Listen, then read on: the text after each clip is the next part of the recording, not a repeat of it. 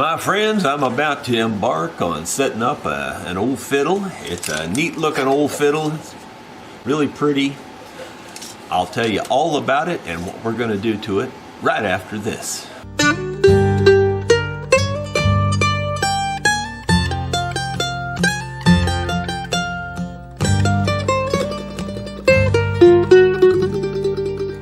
My friends, Jerry Rosa here in the Rosa String Works Workshop. As I mentioned, we're about to start on a fiddle project.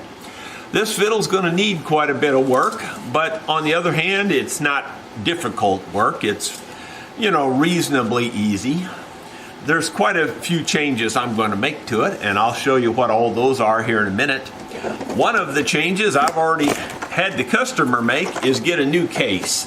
When you have these old cases like this, your fiddles are, paying a price.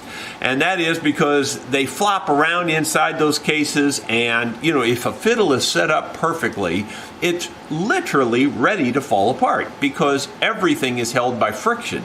So if it's banging around inside of a case like that and flopping back and forth, well, it's going to come apart and it's going to cause you trouble. So you need a good case for your fiddle. So if you're carrying your old fiddle around in some kind of a case like this, or even worse, those old wooden coffin cases, just do yourself a favor and spend a few dollars and get you a good case off of eBay or off of Amazon, and you'll thank me, you'll bless me. So the customer's already bought a new case. I wasn't part of that deal. The old bow that's with this has no hair on it, as you can see here, and in addition, the bow has a curve like this. I mean, it literally is like a snake. It curves this way, then it curves back around. And because of that, and because rehairing them is costly anyway, I just bought them a new bow, and I bought it off of Amazon also, based on recommendations. It's not a absolutely great bow, but it's not a bad bow either. It's an octagon bow. It's supposed to be Pernambuco. It's got a nice frog. It's pretty nice, really. For the money, this was like $50 or less. I'd have to charge them more than that just to rehair that bow, and then they'd have a crooked bow to begin with. So there you go. This is the way to go, in my opinion, these days. You can't even work on them as cheap as you can buy them anymore. So if you got an old bow that you've been struggling with, well, you can just go on Amazon and get you a better bow. These strings on this are, I would just guess 50 years old, just looking at it. They're pretty darn old. They're not worth saving. Someone has put this tailpiece on, and they kind of did it okay. They put wire around here, which I'm not a fan of, but they pulled it down on top of the little bridge here, the tailpiece bridge, and they just pulled it up tight to that. And you really shouldn't have it tight on this. In other words, the tailpiece should not be making contact with this little bridge. It should be that way by a 1/16 of an inch or an 1/8 of an inch, somewhere in that range, just so that it's not actually making contact here, because this can cause a vibration, or it's just not a good way to do it. Let's just say it that way. The bridge that's on here is really no good either. It's super thick and very heavy. Can you hear this? Can you hear that rattling around in there? As soon as I hear that, I know what it is. It's a rattlesnake rattle. Let me show you what that looks like. I just keep one here on my desk.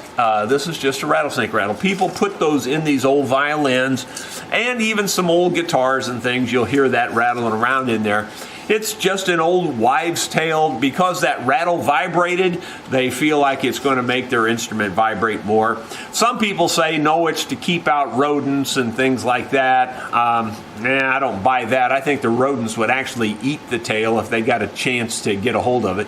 So I don't buy the rodent thing at all, but the way I always heard it was the vibration. It's just a wives' tale. It doesn't make them vibrate any better. In fact, it probably creates weird sounds, and I don't know, whatever.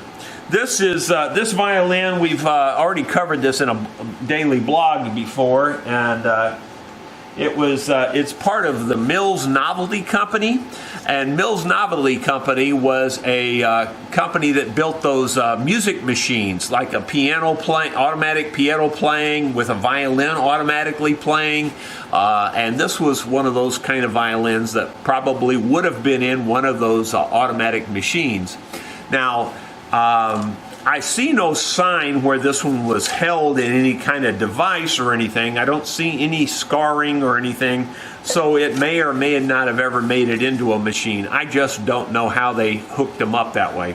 The tuning keys on this are what they call, they're kind of in between mechanical tuners and friction tuners, because they are kind of both. These are actually a friction type tuner, but they're more mechanical than your standard wooden peg. In other words, you can tighten this screw up and that will tighten the friction. This was kind of a forerunner of the more mechanical type tuning keys. Of course, on a violin, I much prefer just the wooden peg, the traditional option. I would not go to this if I had the option. I would keep it mechanical here, and you can always put in the built-in tuners in the tailpiece, which is probably what we're going to do to this.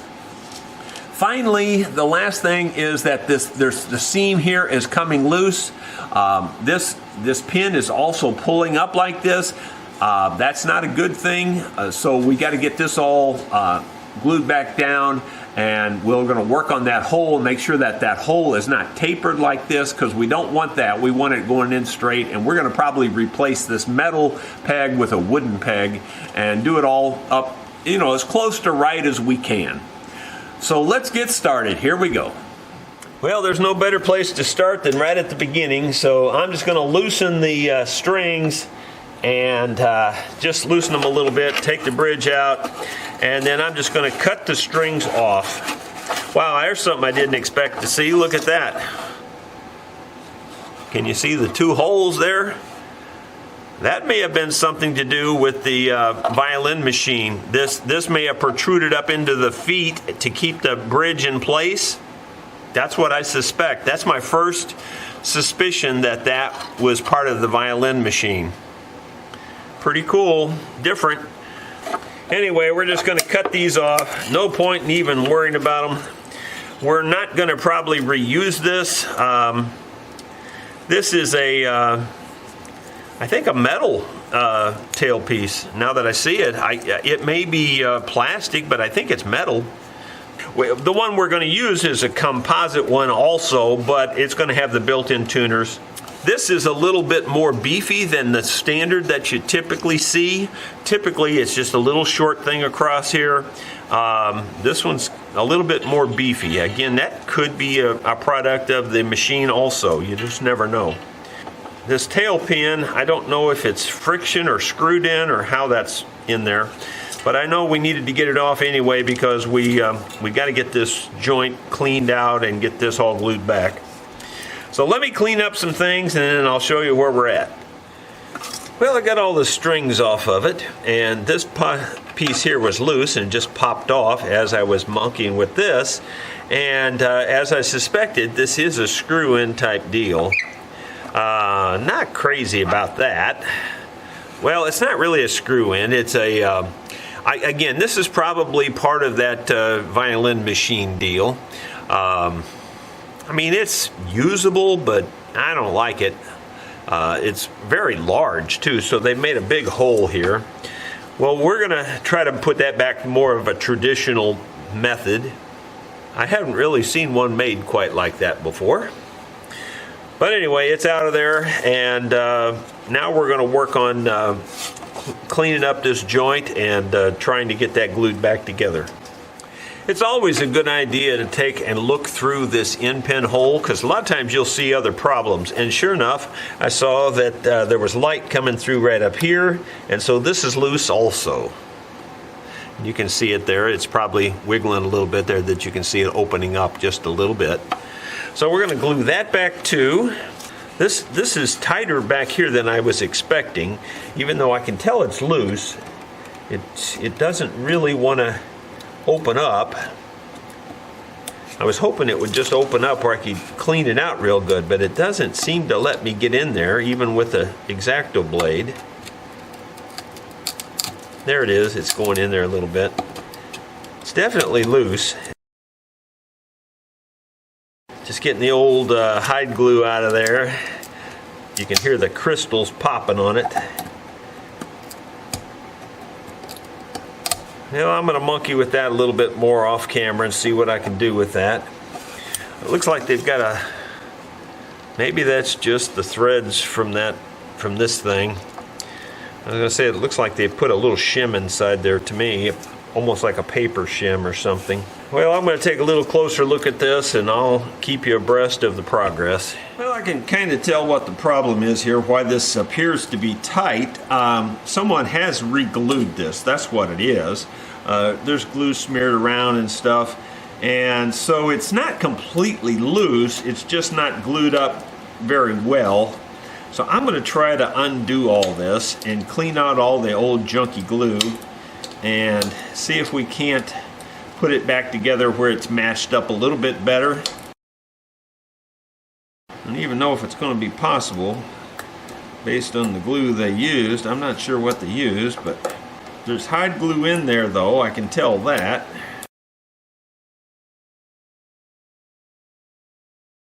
I'm going to try to clean up the mess here. There's just sloppy glue work. The glue just wasn't cleaned off of this section here. It's not that bad.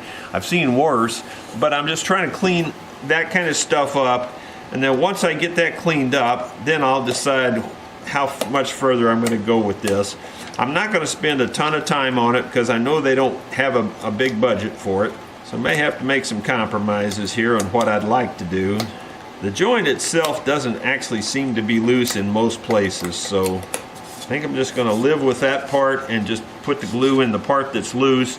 This part here that is sticking out is just, we're just going to have to live with it. That's the way they re-glued it back, and it does not appear to want to come loose again, so I guess we'll just live with it. That's also why this tail pin is sticking up in the air, like, you know, I'm exaggerating, but it's pointed up like this versus coming straight out. It's because this, when they glued this back, they didn't pull the back in and tight enough when they glued it back. That also left a bigger lip around here on the edges than it should be, so because they didn't push this in. If they'd have pushed this in, this lip would have came back around. They didn't do a terrible job, they just didn't do a good job, that's all. It's kind of sad. I wished I would have got it before they repaired it like that. We could have made it a lot better. But I think the way we are right now, based on what I know, I think I'm just going to just go ahead and glue the loose parts back and just hold it in place, and then we'll try to straighten this pin out when we put it back in there the proper way. Well, as I said, I'm going to cut my losses here and go ahead and get the glue down in this crack, and I'm going to use Titebond. I know the violin purists out there will have a fit, but that's okay. You just have your fit, that'd be just fine, because Titebond comes loose just as easy with heat and moisture as any glue does. In fact, easier than some cases with hide glue. Hide glue is very inconsistent. Sometimes hide glue comes apart easy, other times you can't get it apart. Titebond is very consistent on how it is to come apart. So I'm going to take a brush and paint the glue down in there better. Force it down in there, in fact. And then when you pump it like that, that glue moves down in there even better. And then I'll take a little bit of water here and wipe up the extra glue. That's what they didn't do the last time, is they didn't clean it off. And then I'll get my violin clamps here and clamp this up. So I'm putting the clamps on this. This will make sure it stays good and tight till the glue sets up. What I do then is just take a wet brush like this and go in there and clean off the extra glue that's squeezed out.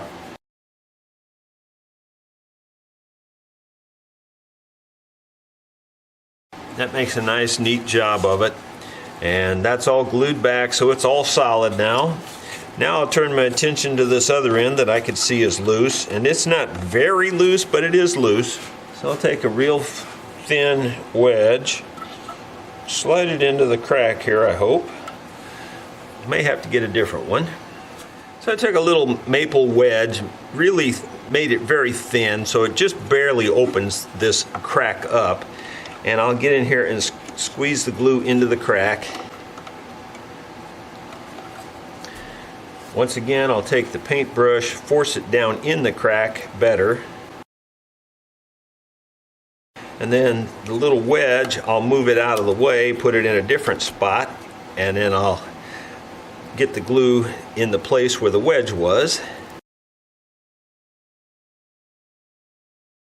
Doesn't seem like I'm getting the glue where the wedge was, but I think it's there. I just can't really see it visually, so I'm going to put some more in there just to make sure. Okay, that should do it. Now I'll pull this out, take the cloth and wipe this off, and I'll put some more clamps on that. Well, I didn't realize it, but not only is the top loose there, but the back is loose too. Actually, I think I knew the back was loose before I knew the top was loose, but regardless, when I looked at it, I saw the top was loose, so I glued that, and now I'm going to glue the back too.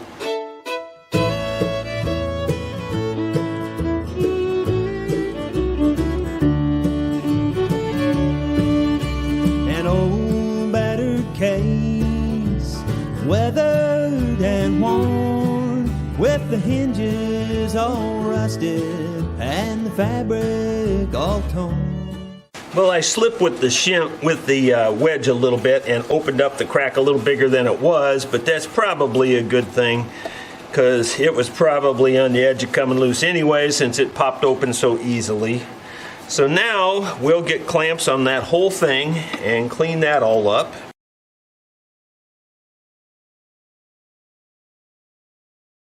There you can see all the clamps on there, and you can see how the glue is squeezed out. And so I will now use the technique of the brush again and clean up the mess before the glue has a chance to set up. And it does set up pretty quick, so get in there and clean her out pretty good. This way you don't have all that mess left over when you're done with the job. It looks much more professional.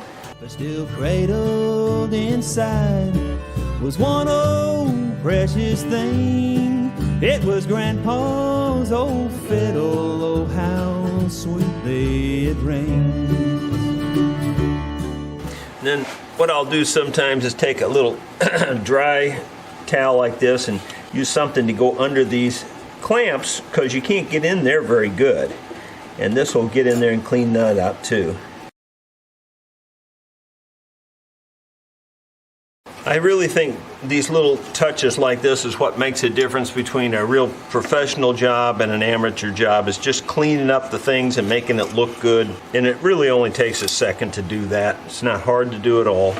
Well, now that we got it all cleaned, glued up and cleaned up, I'm going to let that set overnight. I'm also going to just inspect it to make sure it's not loose in other places, and it might be, but it appears to be solid. But oh, I found the place right here. Yeah, it's definitely loose right here. So we're going to glue this piece up too. I'll do the same thing. I'll just do that off camera since you've seen what I've done there. But I'll do the exact same thing right here.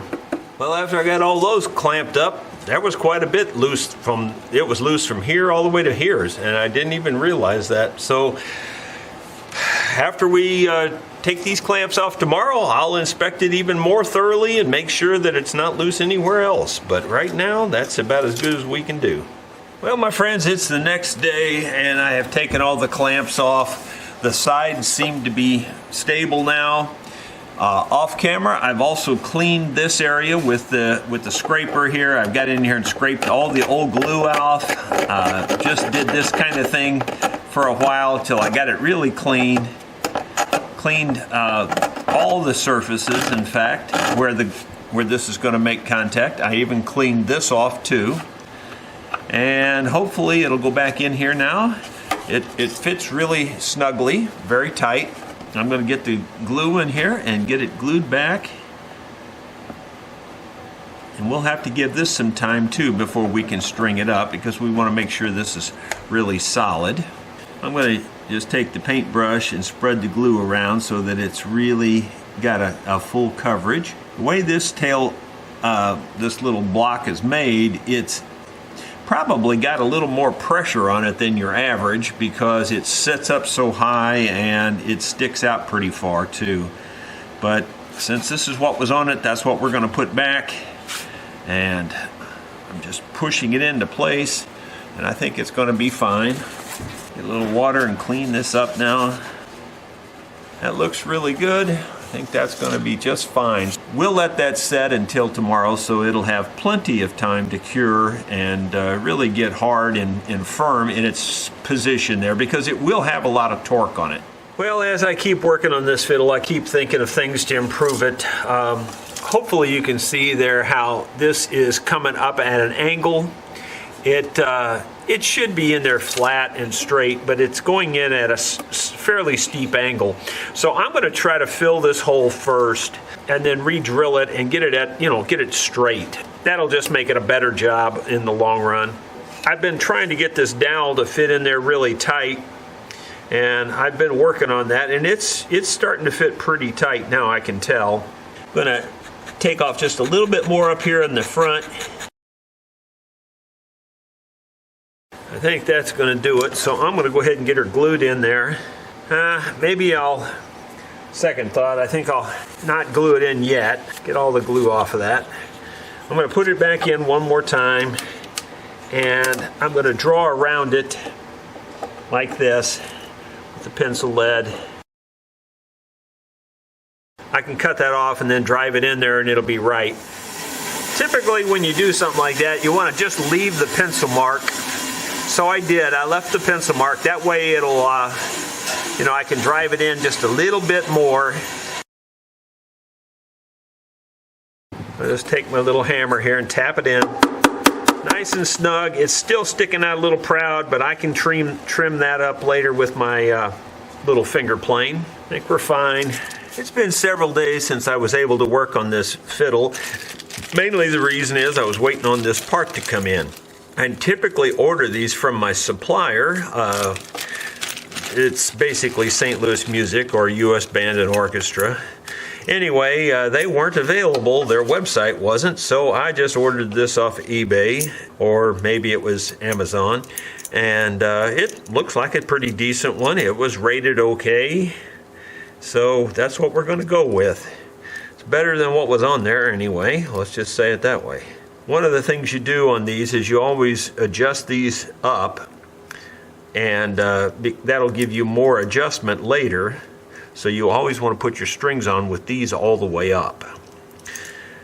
But before we can go to that, we have to put an end pin in this. I filled the end pin hole in because it was cut at an angle and it was way oversized.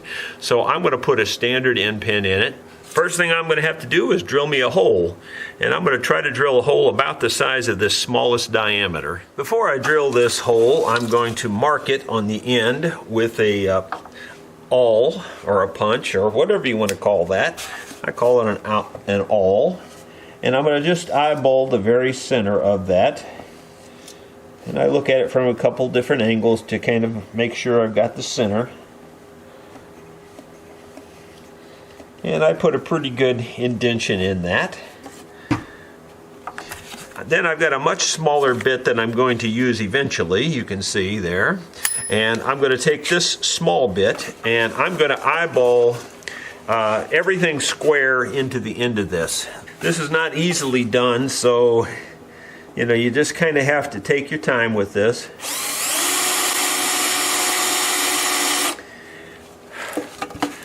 I try to make sure I'm going straight in two directions. That small hole, I mean, it's important, but it's not as important as the final reaming. The final reaming, you can kind of straighten it out if it's a little bit crooked. This should make it just about the right size for the smallest diameter of the ream. So now we should be able to take the reamer and we should be able to run that in there if we need to. Right now I'm going to check this, and it looks like it just starts in there, which is just what I wanted. And just looking at it like this, it looks pretty straight, in all directions. So when I ream this, I'm going to try to make sure I keep it straight in all directions. That looks like that's going to work just perfectly. Push it in that last little bit there to, you know, seat it, and it went right in perfectly. That's absolutely bottomed out, and it's tight. You can pick up the mandolin or the fiddle with that, no problem at all. It's absolutely solid tight, so it's very good. That's just the way you want them to fit. To put this little tailpiece loop on the end, you start it by starting on the inside, pushing it down, bending it back, go back through the hole, and I always push it up far enough where I can make it easy to work on temporarily here. Hold it like that. Then you got to put the there's a little, in this case, a little ferrule thing, and then your I guess you'd call it your nut. And the way this works, there's little tiny slots in this, and as it goes inside this other piece, and as you tighten it down, it crimps this down around there where it doesn't come loose. But anyway, I don't know how far we're going to need this yet. I'm going to leave it pretty long right now because I think this is going to need a long one. In fact, that may not be long enough. That's going to be pretty close when we're done, so I may tighten it just a hair, but boy, it doesn't need much. It's just about where it needs to be. Try to tighten them up where they're even on both ends. First one actually needs to be a little tighter. That's probably as good as I'm going to do right there. When you're first putting these on, they're a little stiff. Yeah, it's little stiff is an understatement. They're pretty stiff, and it's hard to hold it, and you know, it all just wants to fall apart because everything's friction, and this loop just keeps coming off here. So you just have to baby it and play with it until you get it right, and it takes a while. Before I go that far though, this bridge, I'm going to reuse this bridge because this bridge has already been cut down. I think this is a 3/4 size fiddle bridge, and I really think we might as well just reuse this because this neck angle is very low, and you know, I would have to cut a full-size bridge way down. I think this is a better way to go. I'm going to thin this bridge down because it's really thick like a 2x4 right now. It's just not good. So I'll show you my process for that. I've got my little 8mm finger plane, and you know, essentially you just plane it off, but you got to be careful of a couple things. These little feet are these little pieces are very delicate, and this little piece is very delicate.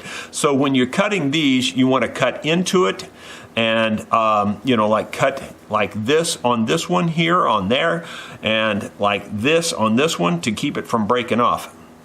So you want to cut like this one on this one, and this way on that one to keep those from breaking off, and you want to cut this way on this piece right here. Otherwise they'll break off. Ask me how I know. Yeah, this is very, very thick, so we're going to really take this down a lot. The name, by the way, goes on the back. That goes to the tail piece, so that's why I'm cutting it off the front here. And I look at it every so often to see if I'm getting it even. Grandpa's old fiddle played sweet melodies. He played it from his heart for my grandma. Way thinner than it was, and it's still too thick. Wrinkled old hands, he held it with love, and I can still hear it playing up in heaven above. I look at it from different angles, trying to make sure that it's all flat and in one plane. I think we've just about got it where we want it. I mean, it could actually go a little thinner, but it's pretty good. So what I do then, and I know a lot of the violin guys won't like this, but I like to just take and sand it, just to, you know, get all the little marks out of it. It just cleans it up, makes it nice and level. And then I'll do the same thing to the other side, because the other side's just basically tarnished really bad. So I'm just going to clean it up that way. also, but it's starting to sand the name off, which I don't like. This is not a high-end bridge, but it's okay. Okay, so now we're about ready to start trying to run our wire on this thing. Well, the chip filled up on me, so I'm not sure where the camera cut off. I'm about ready to put this first string on, and I can tell you this is going to be very difficult because this is so crazy stiff. It's just really hard to keep it on there and hold it and all that. In fact, you know what I might try? I've never tried this before, but it might work. Is just to put something like that on there and kind of help hold it. I don't know. Worth a try. It doesn't hurt anything to try some of these things. Then I got to get the string down in here, and I have to get the string up here into the peg box. My practice is to start with the closest one first and work back in terms of the pegs that are up here is what I mean when I say closest. So the G string is your closest peg, and then I work my way to the back. I can put this bridge on here. This bridge was set up right on the very, very edge. Like I said, this is a 3/4 size bridge. It's not the best solution, but it's about the best solution for this fiddle. So we'll start with that and go from there. Let me get the E string next.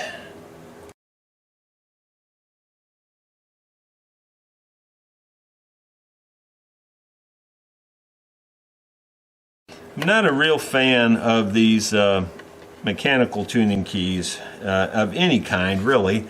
These are mechanical friction keys.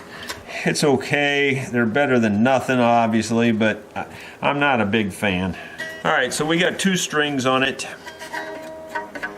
So let's get the next string, which should be the D string, and then we finally have the A string. I'm just making sure that I've got the right one.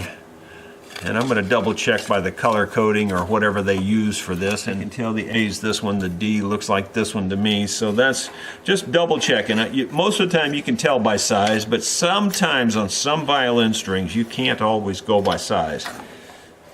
And then finally we have our A string. I think I can take this off now. That should work. This clamps so tight that it actually clamped against there and pulled this back a little bit. But I pushed it back in, so it's fine now.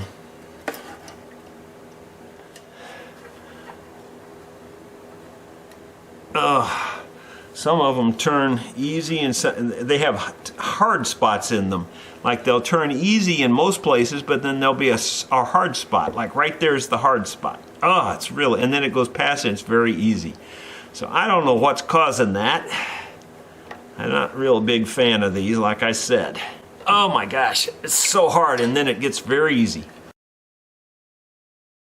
Then we have to tighten this up because that's what causes the friction there. I wouldn't say that's my best setup job I've ever done, but it's the setup job this particular fiddle I think needs. Really have monkeyed with this a lot, and I'm gonna, they had it right on the very edge, and I can't handle that, so I'm moving it back just a tiny bit from the edge, and even that's close. Just by eyeball, I don't like the string spacing in a place or two, so I'm going to move that just a little bit. Looks better to me. Still not perfect, but it's pretty good. All right, well, I'll tune it up now, and then we'll play it for you and see what it sounds like. Well, once again, I get stopped because the action up here is terrible. It's really high, so we don't want that. So I'm going to clean that up right now. On a violin, you can have it almost touching the fingerboard.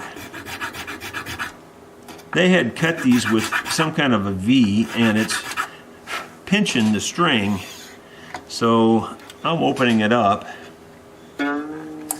That's almost on the fingerboard now, and that's where you want it. I'm just kind of eyeballing the string sizes.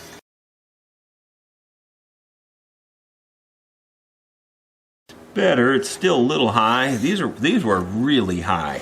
Makes it very hard to play.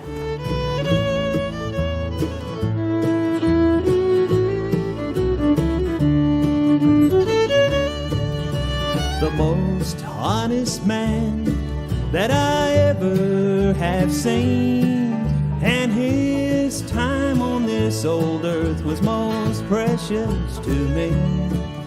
He lived on Current River at the mouth of Blue Springs, and at night the hills echoed as the old fiddle would ring.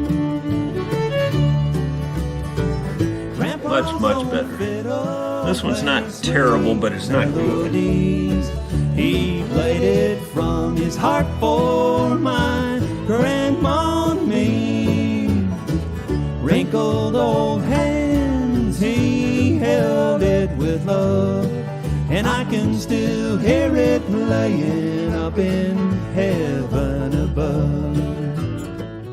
Okay, now that's much better. It was just way off the fretboard.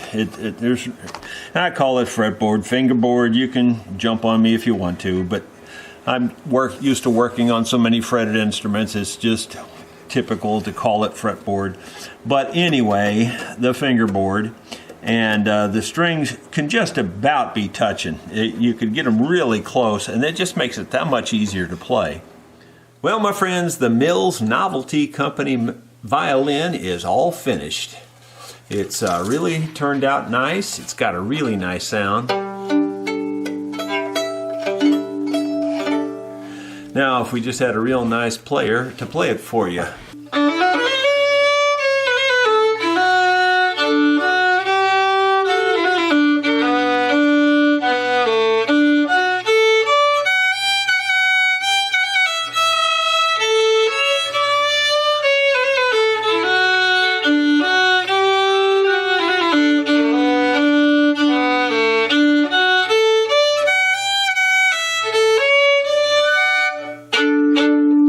Well, that's not very good, but at least you can kind of tell it's got a good sound. It's a good old fiddle.